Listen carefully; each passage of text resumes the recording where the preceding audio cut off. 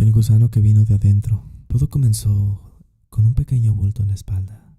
Alejandro notó el bulto una mañana mientras se duchaba. Era apenas del tamaño de una canica, algo que podía ignorar. Lo atribuyó a una picadura de insecto o un quiste, pero decidió no darle demasiada importancia. Sin embargo, con el paso de los días, el bulto comenzó a crecer.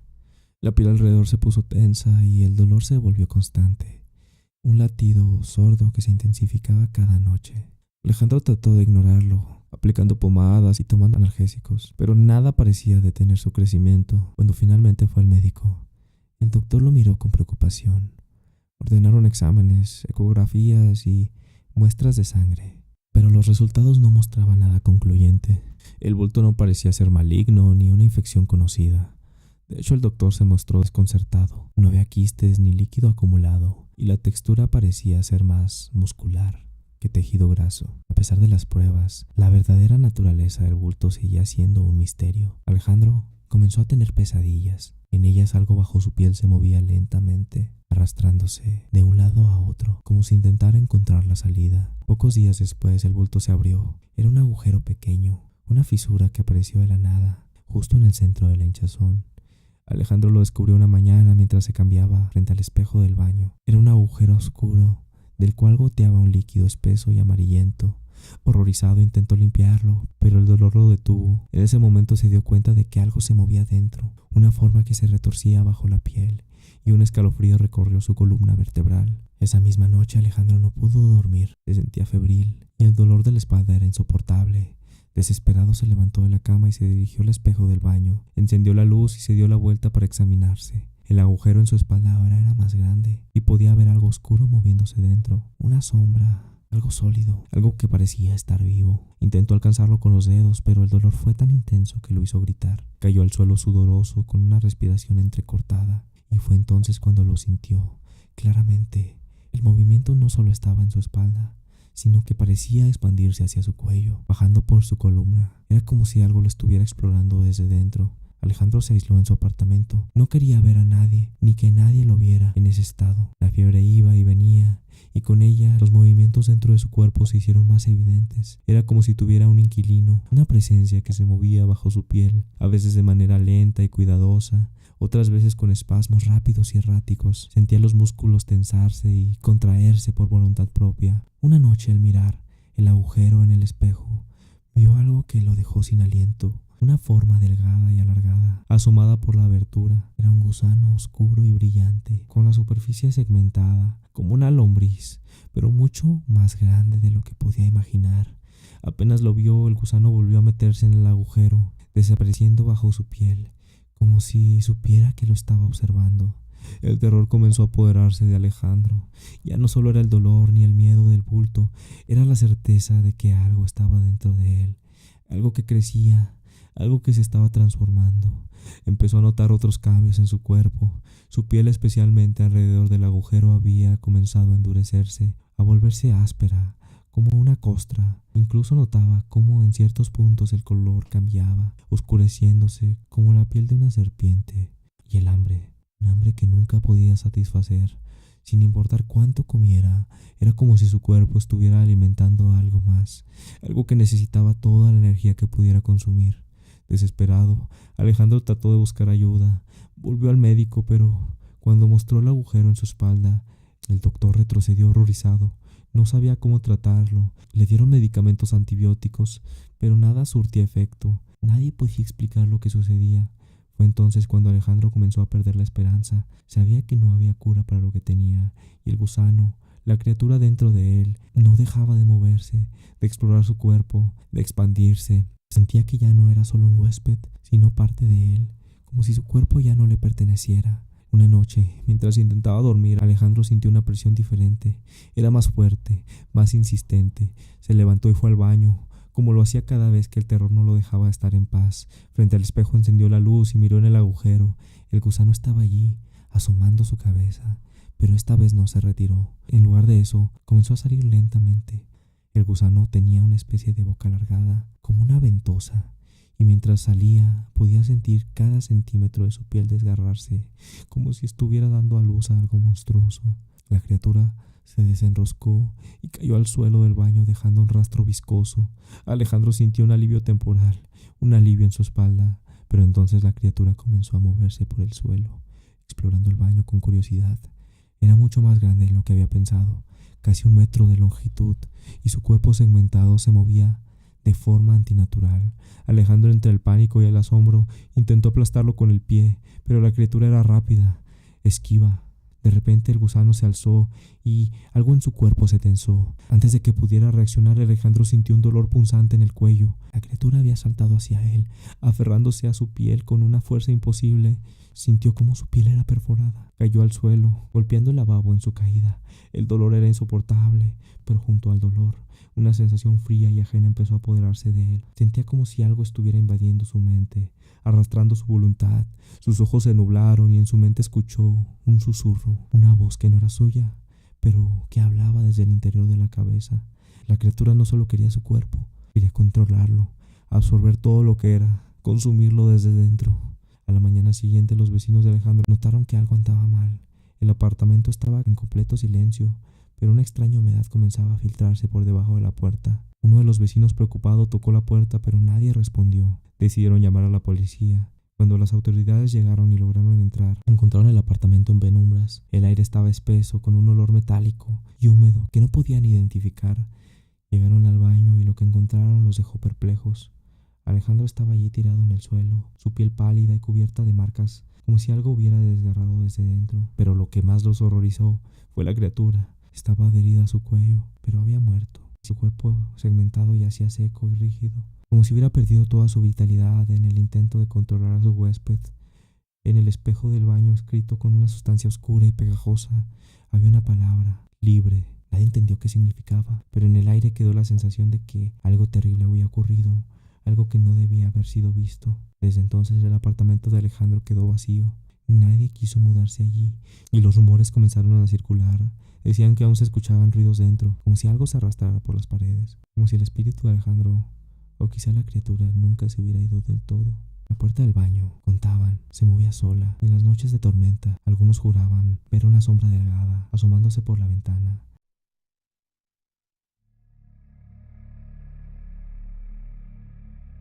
La casa de los Hernández era una de esas construcciones antiguas que abundaban en la colonia del centro de la Ciudad de México, de 2 pisos, con vigas de madera expuestas y una fachada que parecía haber resistido el paso del tiempo, con cierta elegancia. Los vecinos solían decir que la casa era el alma de la colonia, pero para los nuevos dueños, los Hernández, la casa era más bien un proyecto de renovación. Habían decidido mudarse buscando una vida más tranquila, alejándose del bullicio del centro y esta enorme vivienda del estilo colonial con su encantador jardín trasero y su balcón con barandales de hierro forjado parecían el lugar ideal para empezar una nueva etapa. Nadie les habló del ático. Todo comenzó la misma noche que se mudaron. Era un largo día de verano y el sol se estaba poniendo cuando la familia terminó de descargar el último mueble. Entre cajas y risas empezaron a organizar las habitaciones. La casa parecía tener su propio carácter, con suelos que crujían y habitaciones conectadas a través de pequeños pasillos. A pesar de la emoción de la mudanza, había un área que ninguno de ellos se había atrevido a explorar del todo: el ático. La puerta estaba en el techo del pasillo del segundo piso y tenía una cuerda que colgaba, permitiendo acceder a una escalera plegable. Pero algo en esa puerta les hizo sentir a todos que no era una prioridad en ese momento. Esa noche los Hernández se instalaron como pudieron. Después de una cena sencilla, tacos al pastor y refrescos, cada uno se dirigió a su habitación. El silencio se apoderó de la casa, los sonidos típicos del centro estaban ausentes. No había tráfico, ni vendedores ambulantes, ni vecinos ruidosos. Solo el susurro del viento y el ocasional crujido de la madera mientras la estructura de la casa se acomodaba. Al principio les resultó relajante, pero luego, cuando todos se sumieron en el sueño, los ruidos se transformaron. Un fuerte golpe resonó en la noche. Era como si algo pesado hubiera caído en el ático. Enrique, el padre de familia, se despertó de inmediato. Parpadeando en la oscuridad, miró a su esposa Margarita, que seguía dormida, y decidió investigar. Tomó una linterna que tenía en la mesita de noche y salió al pasillo. Todo estaba oscuro, salvo la tenue luz de la luna, que se colaba a través de las ventanas. Caminó hacia la puerta del ático, que ahora parecía más imponente de lo que había notado durante el día. Se dijo a sí mismo que probablemente había sido una caja mal colocada o algún ajuste de la estructura, pero no hubo ruido. Sin embargo, al día siguiente los ruidos continuaron. Durante la tarde, mientras los niños jugaban en el jardín, Margarita preparaba la comida. Enrique comenzó a escuchar susurros como un leve murmullo que parecía provenir de arriba. Pensó que eran los niños, pero al asomarse por la ventana vio a ambos riendo, persiguiéndose alrededor de un árbol de jacaranda. El sonido no podía venir de ellos. Decidió ignorarlo, atribuyéndolo al cansancio de la mudanza y la falta de sueño. Pero esa noche el ruido volvió.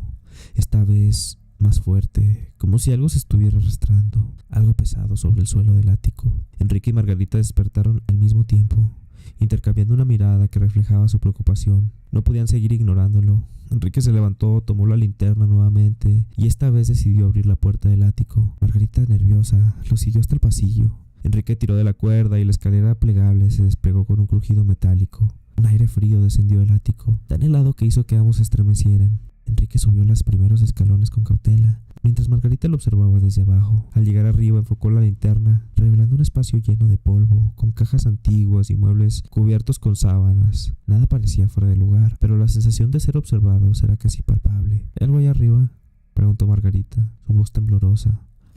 No veo nada, solo cosas viejas. Pero Enrique se detuvo. Le pareció ver una sombra moverse en la esquina del ático, fuera del alcance de la luz de la linterna. Parpadeó y enfocó mejor, pero no había nada. Bajó lentamente cerrando la trampilla tras de sí. Ambos decidieron regresar a la cama, tratando de convencerse de que solo eran ruidos normales de una casa vieja. Los días siguientes fueron inquietantes. Los ruidos no se detuvieron.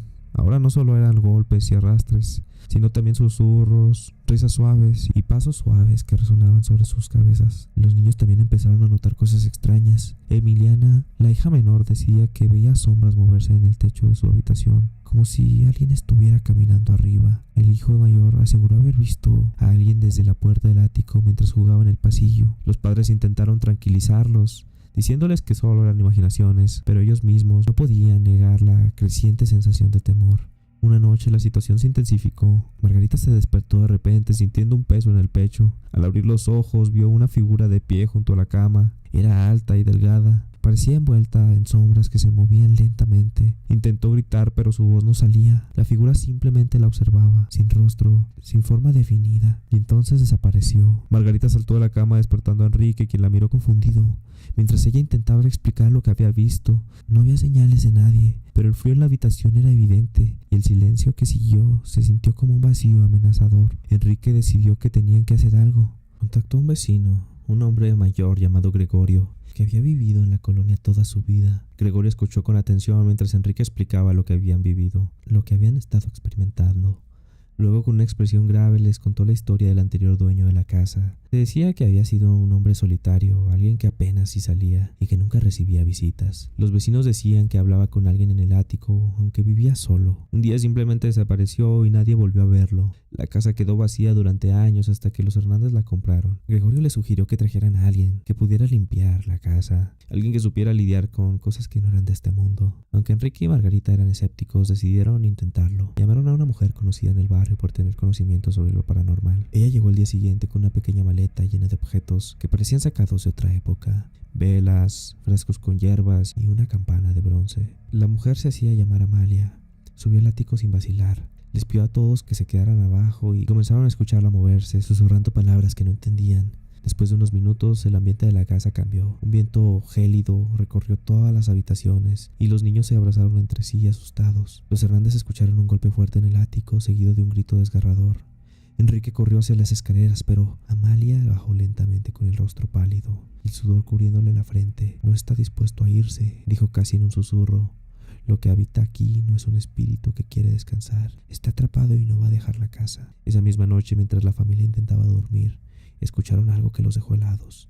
La voz de un hombre que provenía del ático repetía una y otra vez el nombre de Margarita, arrastrando las palabras, llenándolas de un odio que calaba hasta los huesos. Enrique se levantó de un salto, pero Margarita lo detuvo. Estaba cansada del miedo, del insomnio, de la presencia que les robaba la paz. Sabía que no podían luchar contra aquello, tenían que irse. A la mañana siguiente la decisión estaba tomada. Empacaron lo esencial y salieron de la casa. Mientras cargaban el coche, Enrique miró hacia la ventana del ático y allí estaba, una figura oscura, inmóvil, observándolos, asegurándose de que se fueran. Los niños lloraban y Margarita trataba de calmarlos, prometiéndoles que encontrarían un lugar mejor, un hogar donde estarían seguros.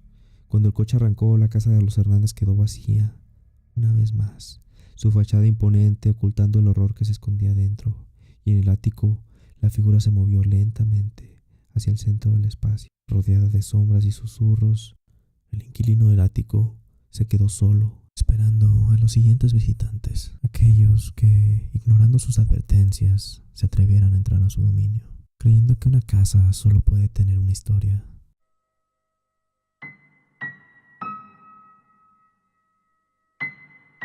El ropavejero. En el barrio donde creció Daniel siempre existió una figura que aterrorizaba a los niños, el ropavejero. Nadie sabía exactamente de dónde venía ni dónde vivía, pero todos los niños sabían que era mejor mantenerse lejos de él. Decían que aparecía al atardecer empujando un carrito oxidado que hacía un chirrido inconfundible cuando avanzaba.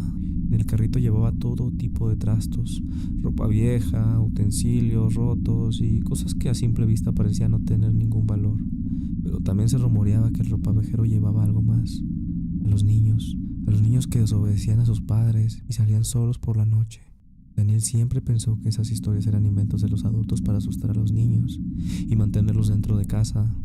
Había escuchado tantas versiones diferentes que ya ni siquiera prestaba atención, hasta que una tarde, mientras jugaba en la calle con sus amigos, escuchó un chirrido, ese sonido metálico constante que hizo que todos los demás niños se quedaran congelados. Uno a uno, sus amigos comenzaron a correr hacia sus casas, dejando a Daniel solo en medio de la calle.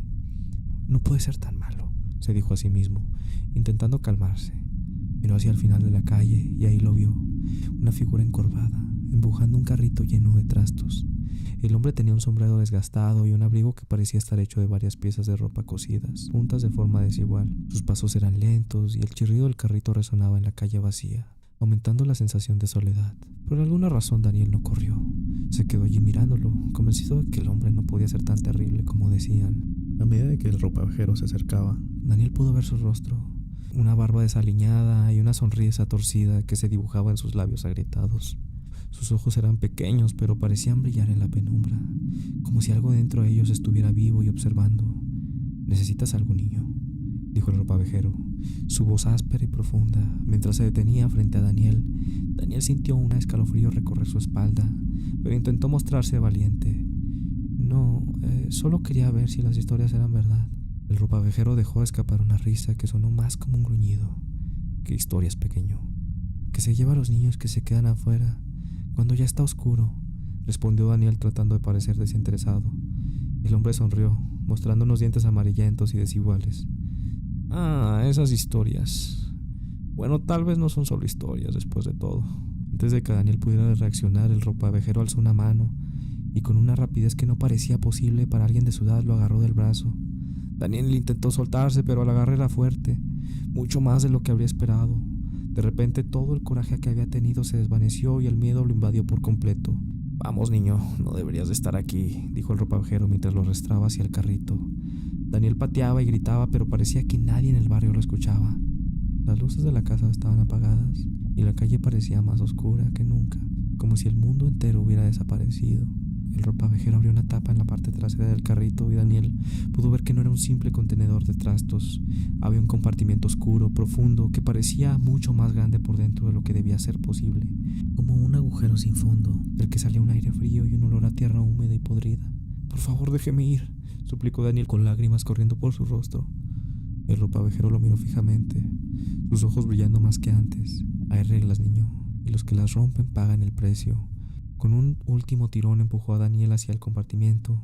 Daniel sintió el vacío rodearlo, un frío intenso que le quitaba el aliento. Pero antes de caer por completo, escuchó una voz. Era la voz de su madre llamándolo desde algún lugar, gritando que volviera a casa. Ese grito rompió el hechizo y de repente la garra del ropavejero se debilitó. Daniel se soltó, cayendo al suelo de espaldas y rodó alejándose del carrito. Se puso de pie y corrió tan rápido como nunca antes lo había hecho, sin mirar atrás, sin detenerse a pensar. Los pasos del ropavejero se escuchaban detrás de él, pero cada vez más lejanos, como si algo estuviera frenándolo. Daniel corrió hasta llegar a la puerta de su casa, abriéndola de golpe y cerrándola tras él. con el corazón latiendo tan fuerte que pensó que iba a explotar. Su madre estaba allí, en el pasillo, mirándolo con preocupación. ¿Dónde estabas?, le preguntó abrazándola con fuerza. Te estuve llamando. Daniel no respondió, no podía. Solo abrazó a su madre y cerró los ojos. Intentó olvidar la sensación del frío, la oscuridad y esos ojos brillantes que había mirado como si fueran los de un depredador. Esa noche Daniel no pudo dormir. Cada vez que cerraba los ojos y escuchaba el chirrido del carrito del ropavejero, y aunque nunca volvió a verlo, el miedo permaneció. Sabía que había algo más en esas historias, algo oscuro que acechaba en las sombras del barrio, y supo que nunca jamás volvería a desafiar las reglas. Los días pasaron y Daniel intentó retomar su rutina. Sin embargo, algo había cambiado en él. Cada vez que salía a la calle sentía una inquietud constante. Los niños del vecindario también lo notaron. Sus amigos se acercaban a él con curiosidad, queriendo saber qué había pasado aquella noche, pero Daniel evitaba sus preguntas. No quería hablar de ello. No quería recordar los ojos del ropavejero ni el frío que aquel compartimiento oscuro contenía.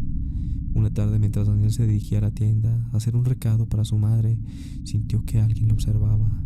Era una sensación familiar, un escalofrío que le recorrió la espalda y hacía que todos los músculos de su cuerpo se tensaran. Miró alrededor, pero la calle estaba vacía. Aceleró el paso, intentando convencerse de que eran solo imaginaciones suyas, de que aquel ropavejero no podía volver. Pero cuando dobló la esquina lo vio. El carrito oxidado con su chirrido metálico avanzando lentamente. Daniel se quedó paralizado. El ropavejero estaba de regreso y aunque la distancia entre ellos dos era grande, podía sentir la intensidad de su mirada. Sin pensarlo 2 veces se dio la vuelta y comenzó a correr hacia su casa. Las calles parecían más largas y la sensación de ser perseguido se hacía más fuerte con cada paso. Podía escuchar el chirrido del carrito acercándose cada vez más rápido. Daniel se desvió por un callejón, esperando perderlo de vista, pero el sonido del carrito resonaba entre las paredes, haciéndole eco y envolviéndolo todo a su alrededor. Daniel escuchó su nombre, su susurro se arrastraba con el viento. Sintió que el miedo le paralizaba las piernas, pero siguió corriendo, empujando su cuerpo al límite. Finalmente llegó al patio trasero de su casa y saltó la cerca con dificultad. Cuando llegó a la puerta trasera, comenzó a golpear con fuerza llamando a su madre. La puerta se abrió y su madre lo recibió con una expresión de absoluto desconcierto. ¿Qué sucede, Daniel? ¿Por qué estás así?, preguntó mientras él se desmoronaba en sus brazos. Él está aquí, mamá. El ropavejero, dijo con la voz rota por el miedo. Su madre intentó calmarlo, asegurándole que todo estaba bien, que nadie estaba siguiéndolo, pero Daniel sabía que lo había visto, sabía que el ropavejero no se había ido, que de alguna manera lo estaba buscando. Esa noche la madre de Daniel dejó todas las luces de la casa encendidas y él se quedó en el sofá sin atreverse a dormir. Afuera todo parecía tranquilo, pero Daniel no podía dejar de escuchar ese chirrido, aunque fuera solo en su mente. Al día siguiente su madre decidió llevarlo a la iglesia del barrio. Había algo en los ojos de Daniel que le preocupaban profundamente, algo que parecía más allá del simple miedo. Hablaron con el párroco, un hombre mayor de voz calmada y ojos bondadosos. Después de escuchar lo que Daniel había vivido, el párroco se quedó en silencio por un momento, como si estuviera evaluando qué decir. Daniel, hay cosas en este mundo que no podemos comprender del todo, dijo finalmente, pero lo que sí sabemos es que el miedo es lo que alimenta a estos seres. Debemos enfrentarlo, no dejarnos dominar por él. El párroco le entregó un rosario y lo bendijo, pidiéndole a Daniel que lo llevara consigo a todas partes. También le recomendó que nunca saliera solo al caer la noche. Daniel aceptó el rosario, pero en el fondo de su corazón sabía que el miedo ya había echado raíces. Esa misma noche, mientras se preparaba para dormir, colocó el rosario bajo su almohada y se quedó mirando en la ventana, esperando ver alguna señal del ropavejero. El tiempo pasó y aunque no volvió a verlo, Daniel sintió que el ropavejero siempre estaba cerca, acechando en las sombras, esperando el momento en que bajara la guardia. Cada vez que escuchaba un sonido extraño en la noche, cada vez que el viento movía las ramas de los árboles y hacía crujir las ventanas, el miedo volvía, clavándose como una espina en su mente. Daniel creció con esa sensación y aunque intentó vivir una vida normal, nunca pudo olvidar aquella noche. Sabía que el ropavejero era real, que las historias que los adultos contaban para asustar a los niños tenían un núcleo de verdad oscuro y retorcido. Incluso de adulto evitaba salir por la noche y cada vez que escuchaba el sonido de un carrito chirriante a la distancia, el miedo regresaba, fresco y aterrador, como la primera vez. Soy Letamoy y ha sido un gusto compartir este misterio contigo. Si te atrapó la historia, suscríbete y dale like. Y acompáñame en el próximo enigma.